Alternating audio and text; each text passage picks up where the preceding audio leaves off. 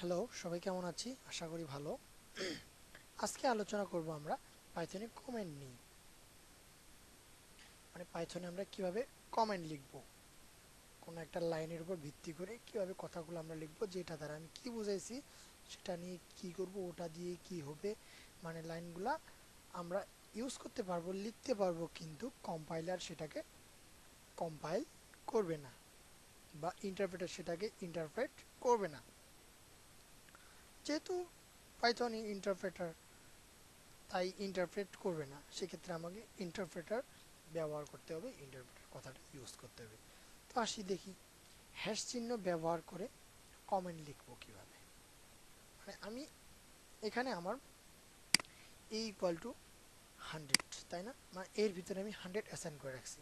তখন এই কথাটা আমি লিখবো কিভাবে, যে a is an integer variable. Hashtag দিয়ে আমি সুন্দর করে লিখছি যে a is an integer variable, মানে এটা হলো একটা ইন্টিজার টাইপের ভেরিয়েবল, তাই না? এর ভিতরে আমরা অ্যাসাইন করছি কত, 100। তো এই কথাটা আমি যদি এটাকে রান করি, তাহলে আমার এই ক্ষেত্রে আমার এর ভিতরে 100 অ্যাসাইন হয়ে যাবে, কিন্তু এই লাইনটা প্রিন্ট হবে না। কারণটা হচ্ছে হ্যাশট্যাগ ব্যবহার করে। তাহলে পাইথনে আমরা কমেন্ট কিভাবে লিখব? হ্যাশট্যাগ ইউজ করে। ঠিক আছে। এরপর আসে ইনলাইন কমেন্ট, মানে লাইনের ভিতরে কিভাবে কমেন্ট লিখব। একই কাহিনী, আমি এ ইকুয়াল টু 10 অ্যাসাইন করছি, 10 এর পাশে আমি হ্যাশট্যাগ দিয়ে, মানে হ্যাশট্যাগ এখান থেকে বোঝাচ্ছে যে এইটুক লাইন ইন্টারপ্রেটার যখনই হ্যাশ পাবে তখন সেখান থেকে সে ইন্টারপ্রেট করবে না। তার মানে আমার এ ইকুয়াল টু 10 অ্যাসাইন করছি, বি ইকুয়াল টু 3 অ্যাসাইন করছি, এরপরে এ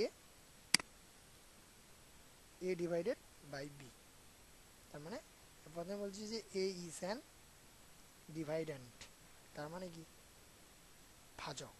বি ইজ এ ডিভিসর, তার মানে ভাজ্য।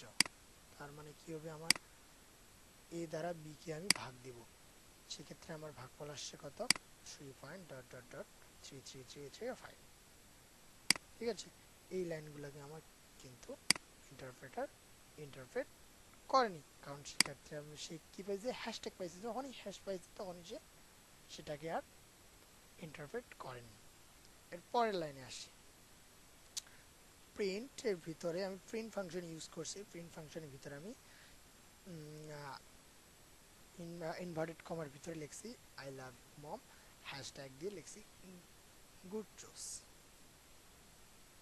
এরপরে দেখি আমার এই ক্ষেত্রে আমার আউটপুট সুন্দরভাবে যেটা লিখছি সেটাই পাইছি। এরপরে নিয়ে আসি আমি block comment. Block comment hash চিহ্ন ব্যবহার করে প্রতিটি কমেন্ট লেখা হয়, প্রতিটি স্টেটমেন্টের জন্য একটা করে হ্যাশ ব্যবহার করা হয়। ব্লক কমেন্টের ভিতর কি করা হয়, আমরা এতক্ষণ থেকে যে কমেন্টগুলো ইউজ করছি এগুলো হচ্ছে ব্লক কমেন্ট। এরপরে আসি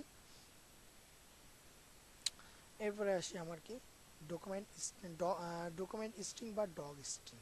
জিনিসটা কি, ডকুমেন্ট স্ট্রিং কথাটা অর্থ হচ্ছে যে আমরা প্রোগ্রামটা যে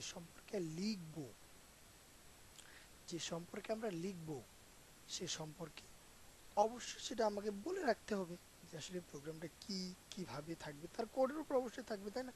তো এই জিনিসগুলো আমরা কিভাবে লিখব, সে কিভাবে ব্যবহার করবে, সে কে ডকুমেন্টেশন করছে বা কে লিখছে প্রোগ্রামটা, সেটা সম্পর্কে একটা জিনিসটা লেখা রাখবে। সেই জিনিসগুলো লিখবো আমরা তিনটা ইনভার্টেড কমার ভিতরে, যেটাকে বলে ডগ স্ট্রিং। ঠিক আছে। আমি সুন্দর করে লিখছি, my name is Mithun Roy, I am a student, the name of our programming language is Python 3। তো এই কথাটা আমি সুন্দর করে ডগ স্ট্রিং এর ভিতর লিখছি। ডগ স্ট্রিং এর ভিতর লেখার পর আমার আউটপুট আসছে কত। এর এর মানে হচ্ছে যে আমার এইগুলা হচ্ছে আমি ডকুমেন্টেশন করে রাখছি, আমার প্রোগ্রামের ভিতর আমি ডকুমেন্টেশন করে রাখছি যে এটা আমি কি করছি, লিখছি, বা আমার সম্পর্কে আমি ডকুমেন্ট করে রাখছি প্রোগ্রামের ভিতর।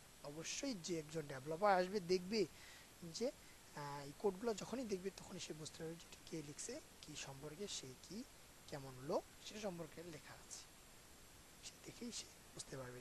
এক্ষেত্রে আমার আউটপুটের এখানে একটা ব্ল্যাক স্ল্যাশ ব্যাকস্ল্যাশ অ্যান কথা আসছে। কথাটা কথার অর্থ হচ্ছে এই লাইনটা পরের স্টেটমেন্টে এখানে আসবে, এরপরে ব্যাকস্ল্যাশ লেখা আছে, এরপরে এটাও পরের স্টেটমেন্টে এখানে আসবে। তো এটা এক লাইনে এসে প্রিন্ট করে দিয়েছে, এটাই হচ্ছে কারণ। মূলত এই লাইনটা আসবে এর নিচে।